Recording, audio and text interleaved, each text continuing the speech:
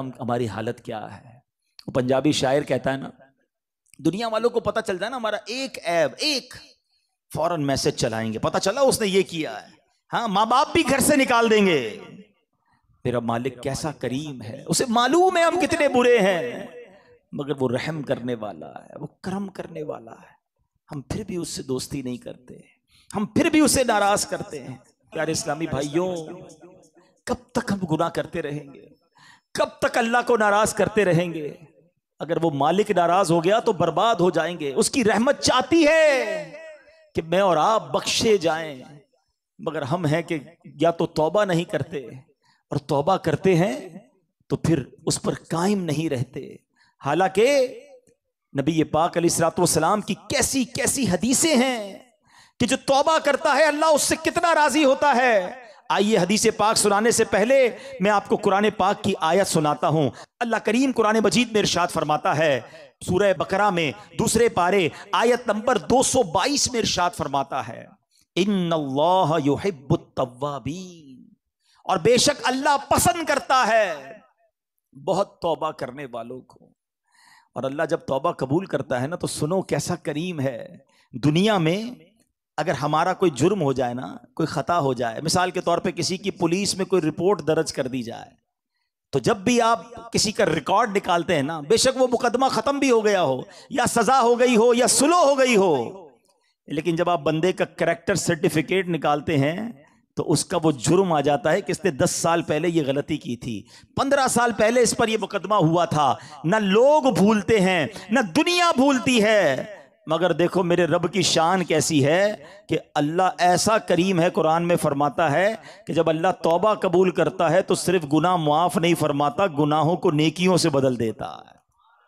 हाँ, जितने गुनाह है ना वो सारे नेकियों में बदल दिए जाते हैं। अल्लाह करीम कुरान मजीद में इरशाद फरमाता है, मगर जो तौबा करे और ईमान लाए और अच्छा काम करे तो ऐसों की बुराइयों को अल्लाह भलाइयों से बदल देगा, और अल्लाह बख्शने वाला मेहरबान है। अरे मेरे रब की रहमत तो देखो कि जब बंदा सच्चे दिल से तौबा करता है उसकी अताएं कैसी हैं। सुभान अल्लाह, सुभान अल्लाह। अल्लाह के हबीब सल्लल्लाहु ताला अलैहि वसल्लम की मैं आपको हदीस सुनाता हूं कि रब करीम किस तरह तौबा करने वालों पर मेहरबानी फरमाता है।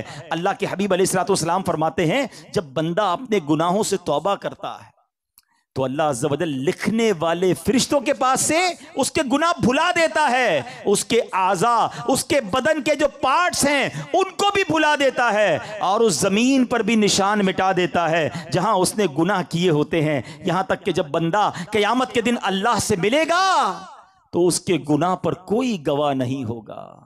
हालांकि खुद रब ने फरमाया कुरान में कि वो दिन आएगा, अरे पढ़ी है ना यासीन शरीफ, उसमें अल्लाह फरमा रहा है वो दिन होगा जब मुंह पर मोहर लगा दी जाएगी, हाथ कलाम करेंगे, पैर बताएंगे क्या गुनाह किए थे, किधर गए थे।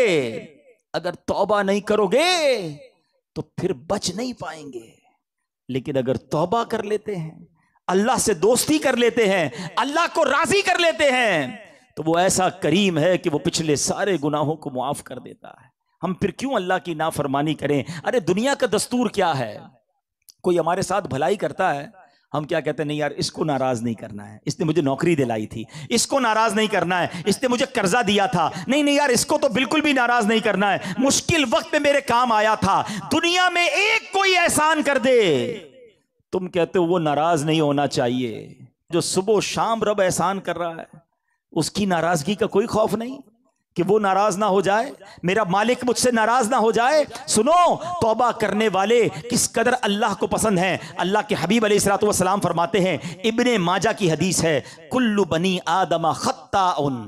आका फरमाते हैं सारे इंसान खताकार हैं, गलतियां तो सबसे हो जाती हैं, मगर फरमाया व खैरुल खत्ताईन तव्वाबून, फरमाया खताकारों में बेहतर वो हैं जो तौबा कर लेते हैं।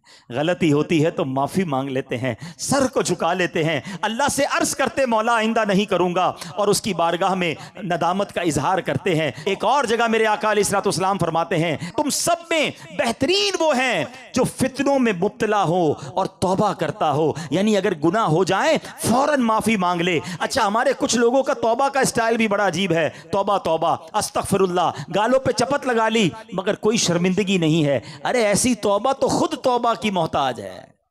तौबा दिल से होती है, तौबा शर्म के साथ होती है, तौबा नदामत के साथ होती है, और जब नदामत के साथ बस एक लम्हे की तौबा हो ना, अल्लाह पिछले सारे गुनाह मुआफ कर देता है। अभी तो सुना आपने उसने क्या किया था, उस 40 साल के गुनाहगार बंदे ने क्या किया था, सर चादर में डाल के सर झुकाकर अल्लाह को कहा ही था ना कि अल्लाह बस माफ कर दे, आज बचा ले।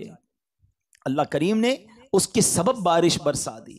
वो दिल का कनेक्शन रिक्वायर्ड है, वो दिल से मोहब्बत अल्लाह से दरकार है, फिर अल्लाह पिछले सारे गुनाह मुआफ कर देगा। और मैंने तो आपको कुरान की आयत सुनाई है कि सिर्फ मुआफ नहीं फरमाएगा, वो तुम्हारे गुनाहों को भी नेकियों से बदल देगा। अब हम तौबा में क्यों ताखीर करें, क्यों उससे दोस्ती ना कर लें? ऐ मेरे प्यारे इस्लामी भाइयों, तौबा की तो क्या शान है। आओ मैं अल्लाह की रहमत का एक और वाकया सुनाता हूँ। मकाशिफतुल कुलूब में इमाम गजाली अलैहि रहमतुल्लाहिल वाली ने यह वाकया लिखा।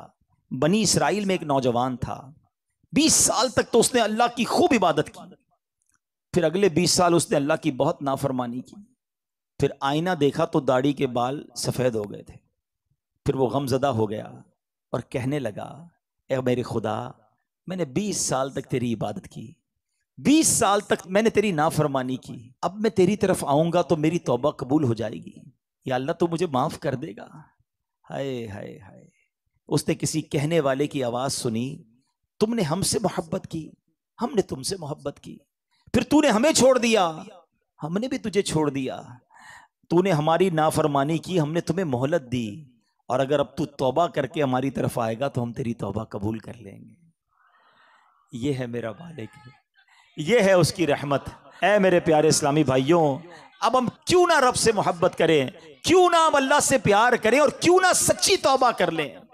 हमारे आसपास से लोग उठ रहे हैं, मेरी भी बारी आने वाली है, आपकी भी बारी आने वाली है। हम किस इंतजार में हैं, शैतान के किस वार में हैं, हम तौबा में ताखीर क्यों कर रहे हैं? अरे कब अल्लाह को राजी करेंगे और कब तक अल्लाह को नाराज करते रहेंगे? कब तक नमाजें कज़ा होती रहेंगी? कब तक आंखें हराम देखती रहेंगी? कब तक मेरे और आपके कान हराम सुनते रहेंगे? ए हराम कमाने वाले, कब तक हराम कमाता रहेगा? बदकारी करने वाला, बेहयाई करने वाला, नाम महरम लड़कियों और औरतों से दोस्तियां करने वाला सोचे कब तक तुम ये गुलछर्रे उड़ा लोगे? जुआ खेलने वाला सोचे कि कब तक मैं ये काम कर लूंगा। अरे अचानक ये ऐलान होगा कि फलां का इंतकाल हो गया है, हमारे ही दोस्त हमें कांधों पर उठाएंगे, हमें कब्र में डालकर आ जाएंगे। ये दोस्त जो आज थोड़ी सी हमारी घबराहट पर हमारे साथ खड़े हो जाते हैं, पता है जब कब्र में उतारेंगे ना तो लोग कह रहे होंगे जरा सही तरीके से मिट्टी डालो, कोई सुराख बाकी ना बच जाए। हवा भी नहीं छोड़ेंगे, एक सुराख भी नहीं छोड़ेंगे, मुझे और आपको तन्हा कब्र में छोड़कर आ जाएंगे। फिर क्या होगा? मेरे और आपके पास क्या बचेगा? ये माल, ये दौलत, ये गाड़ी, ये घर, ये शोहरत, सब कुछ पीछे रह जाएगा।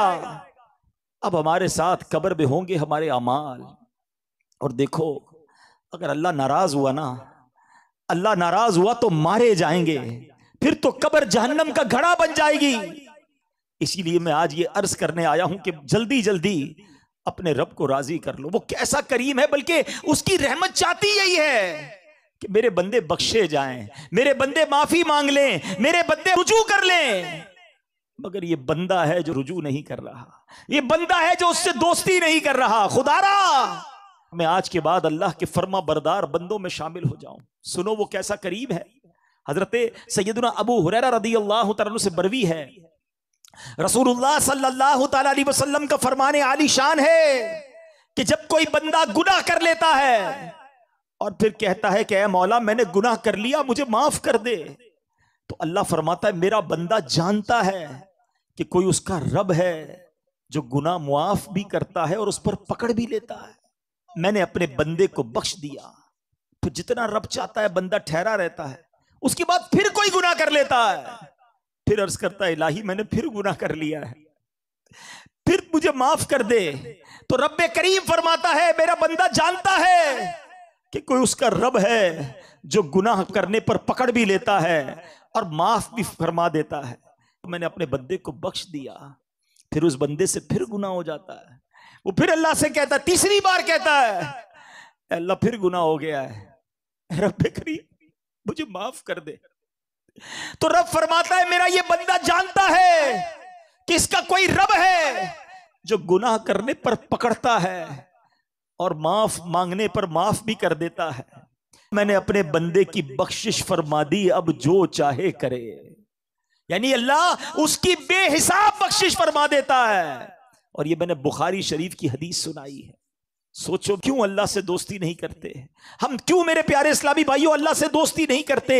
एक बार आज अल्लाह से दोस्ती करके मैंने और आपने सच्ची तौबा करके जाना है और अल्लाह की बारगाह में यही अर्ज करना है कि मौला कमजोर हूं, गुनाह हो गए, माफ कर दे।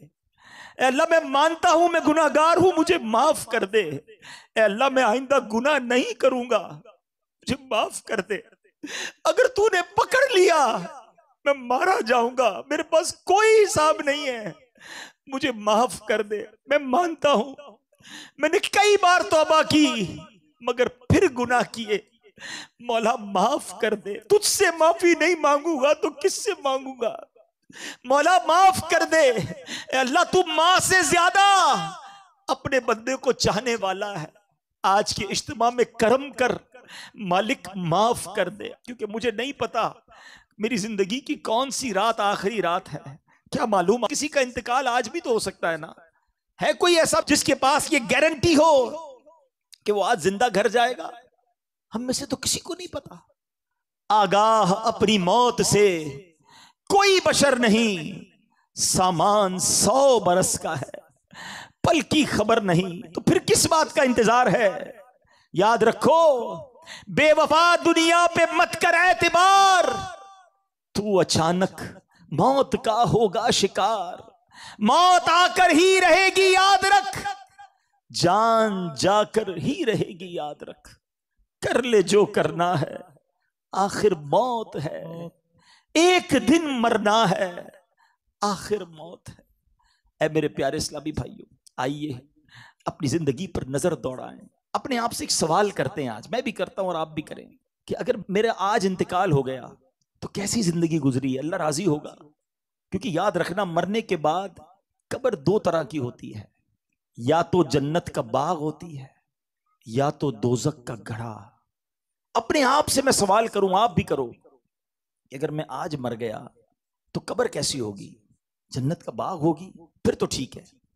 लेकिन अगर डर लग रहा है कि नहीं अभी नहीं मरना है, अभी तो तौबा करनी है, अभी तो नेकियां करनी है, अल्लाह को राजी करना है, बहुत सारे गुनाह हैं, फिर कब तौबा करोगे?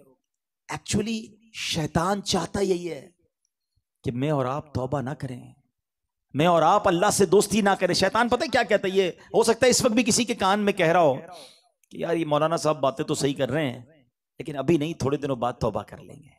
हाँ अभी तो जवानी है, अभी तो मजे करने दो, उसके बाद बुढ़ापे में अल्लाह अल्लाह ही करना है और क्या करना है। ये शैतान का बड़ा वार है, वो तौबा में ताखीर करवाता है। मैं आपसे सवाल करता हूं कि अगर आपने ये सोचा हुआ है कि मैं बुढ़ापे में जाकर नमाजी भी बन जाऊंगा, गुनाह भी छोड़ दूंगा, चेहरे पे दाढ़ी भी सजा लूंगा, तो क्या नौजवान नहीं मरते? आपके पास गारंटी है कि आप बूढ़े हो सकेंगे? खुदारा शैतान के इस वार में ना आओ, बल्कि जवानी की तौबा तो अल्लाह को बड़ी पसंद है। हाँ, जो जवान तौबा करता है ना वो अल्लाह को कैसा पसंद है। आओ मैं आपको एक हदीस सुनाता हूं। ऐ मेरे नौजवानों, गुनाह मत करो, अल्लाह की बारगाह में अल्लाह से दोस्ती कर लो, तो अल्लाह को नरमी वाला, आजजी वाला नौजवान पसंद है। अल्लाह ऐसे नौजवान पर जो जवानी में इबादत करता है ना, अपने फरिश्तों के सामने फख्र फरमाता है कि ये मेरा बंदा है। अब अपने आप से सवाल करो कि हम अल्लाह के कैसे बंदे हैं। अच्छा, तौबा में ताखीर की एक और वजह, शैतान कहता है यार अगर मैंने ये सारे गुनाह छोड़ दिए तो फिर जिंदगी का मजा ही खत्म हो जाएगा। ऐसा कई बार होता है कि जब हम ऐसा बयान सुनते हैं, ऐसी महफिल में जाते हैं ना, तो ख्याल तो आता है कि यार तौबा कर लेनी चाहिए। फिर लगता है यार अगर सारी महफिलें, सारी रंगीनियां, दोस्तियां फिल्में, ड्रामे, गाने बाजे, माद अल्लाह शराब, नशे की महफिलें, जुए, ये जो भी गलत काम है ये छोड़ दिए तो फिर मजा क्या रहेगा जिंदगी में? सारी इंजॉयमेंट ही खत्म हो जाएगी। ये शैतान का बहुत खतरनाक वार है और वो इसीलिए बंदे को तौबा नहीं करने देता। बोले यार जिंदगी बोर हो जाएगी। अब इसका जवाब सुन लो गौर से। इसकी मिसाल इस तरह दी, किताबों में उलमा ने लिखी कि दो दोस्त हैं। एक दोस्त जो है वो सिर्फ सब्जी खाता था, दाल सब्जी, हमेशा कहता नहीं यार मैं और कुछ नहीं खाता। अब उसके दोस्त कहते कभी तो गोश्त खा ले, ये भी अल्लाह की नेमत है, कभी चिकन भी खा ले। उसने कहा नहीं मैं सब्जी खाता हूं। एक दिन दोस्तों ने प्लान किया पकड़ के कि यार आज इसको चिकन खिलानी है और इसको गोश्त भी खिलाना है। अब पकड़ के उसके जबरदस्ती मुंह में मुर्गी भी डाल दी, थोड़ी सी गोश्त भी खिलाया। अब जब उसने खाया तो उसने कहा यार असल खाना तो ये है, क्या मैं सारी जिंदगी दाल सब्जी, बेशक दाल सब्जी खाना बहुत अच्छा, ऐसे कोई और मुराद ना ले, मैं समझाने के लिए मिसाल दे रहा हूं कि यार इतना जायके वाला खाना मैंने जिंदगी पर कभी खाया ही नहीं। उसने दाल सब्जी की साइड पे और अब गोश्त चिकन भी खाने लगा। ये मिसाल देकर उलमा ने समझाया कि असल मसला यह है कि जिसने रातों को फिल्में देखकर, ड्रामे देखकर, गाने बाजे सुन के, शराब की महफिलों में, जुए की महफिलों में या गंदी बातें करके जिसने रातें गुजारी हैं, उसको पता ही नहीं है कि तहज्जुद में उठकर दुआ का मजा क्या है। उसको पता ही नहीं है वुजू करके नमाज की रौनक क्या है। उसको पता ही नहीं है कि तिलावत करने का सुकून क्या है। सारी जिंदगी वो समझा मजा ही उसमें है। अरे एक बार उस काम को छोड़कर दुरूद पाक पढ़ के बावुजू सोने का मजा भी देखो, तहज्जुद में उठने का लुत्फ भी देखो, अपने रब की बारगाह में अकेले में हाथ उठाकर आंसू बहाने का जो लुत्फ है, खुदा की कसम वो दुनिया की किसी गंदी महफिल में नहीं है। मसला ये है हमने ये महफिल देखी ही नहीं, अल्लाह की बारगाह में मुनाजात की नहीं है, तो हमें लगता है कि सारे मजे खत्म हो जाएंगे। ये हमारी भूल है। याद रखो मुझे और आपको रब ने बनाया है और रब ही बताएगा कि हमारे दिलों का सुकून कहां पर है। और अल्लाह ने कुरान में फरमाया है बेशक अल्लाह के जिक्र में दिलों का चैन है। अगर चैन चाहते हो ना तो ये शराब में नहीं मिलेगा, ये शबाब में और गंदी महफिलों में नहीं मिलेगा, ये गाने बाजे फिल्मों में, जुए के महफिलों में नहीं मिलेगा। ये तुम्हें वाकई मिलेगा तो अल्लाह के जिक्र में मिलेगा। अच्छा अब शैतान का एक और वार, यार ये मौलाना साहब तो जो कह रहे कुरान की आयत पढ़ रहे, बात तो ठीक है मगर मेरा तो मामला ही दूसरा है। मैं जब फिल्में, ड्रामे, गाने बाजों की महफिल में जाता हूं बड़ा मजा आता है बड़ी सारी रात गुजर जाती है पता नहीं चलता। इज्तिमा में आता हूं तो नींद आने लगती है, बोर होने लग जाता हूं, आधे घंटे बाद उठने को जी चाहता है। कुरान पढ़ता हूं तो नींद आने लगती है, जिक्र करता हूं तो बोर हो जाता हूं। मुझे तो इबादत में सुकून ही नहीं मिलता है। गलत कामों में बड़ा दिल लगता है, इबादत में दिल नहीं लगता। तो फिर कैसे अल्लाह के जिक्र में अगर दिलों का चैन है तो मुझे क्यों नहीं मिल रहा? ये शैतान का बहुत बड़ा वार है। आज इसका जवाब भी ले जाओ। ये भी मैं आपको एक लॉजिक के जरिए, एक यूं समझिए कि आपके साथ भी एक वाकया पेश आता है, उसके जरिए समझा देता हूं। जब आपको बुखार हो जाए क्या होता है? खाना अच्छा लगता है? वही खाना जो आपका फेवरेट है, मुंह कड़वा हो जाता है, ना खाना अच्छा लगता है ना पानी अच्छा लगता है। ऐसा मूड हो जाता है कि घर वाले भी अच्छे नहीं लगते, तबीयत खराब हो कुछ अच्छा नहीं लगता, मगर हम क्या करते हैं? खाना छोड़ देते हैं। हमें पता है बीमार हूं थोड़े दिन तक ये रहेगा, हम सबको पता है, खाना भी खाते हैं दवाई भी खाते हैं। हमें पता है जैसे ही बीमारी दूर होगी खाना भी अच्छा लगेगा, बाकी सब जिंदगी भी अच्छी लगेगी। ये चंद दिनों का प्रॉब्लम है, ऐसा ही होता है ना। असल मसला ये है जिसको इज्तिमा में मजा नहीं आता ना, जिसको तिलावत का सुकून नहीं मिलता, जिसको सजदों की लज्जत नहीं मिलती, जिसको जिक्र की तस्बीह में सुरूर नहीं मिलता, जिसको दुरूद पाक पढ़े तो मदीने वाले की याद नहीं रुलाती, तो मसला यही है कि हमारे दिलों में जो है ना गुनाहों का मरज लग गया है, इस पे खौल चढ़ा हुआ है। घबराओ नहीं, आ गए हो ना अल्लाह के पास, अल्लाह की बारगाह में अगर सर झुका लिया तो सुनो, जिक्र छोड़ना नहीं, दुरूद छोड़ना नहीं, तिलावत छोड़ना नहीं, नमाज छोड़ना नहीं, करते रहना। थोड़े दिनों की बात है, जैसे ही दिल से मरज दूर होगा तो मैं सजदों की लज्जत मिलना शुरू हो जाएगी, तिलावत में दिल लगने शुरू हो जाएगा, तुम मदीने वाले आका की बात करोगे, तुम्हारी आंखों से आंसू निकलना शुरू हो जाएंगे। अल्लाह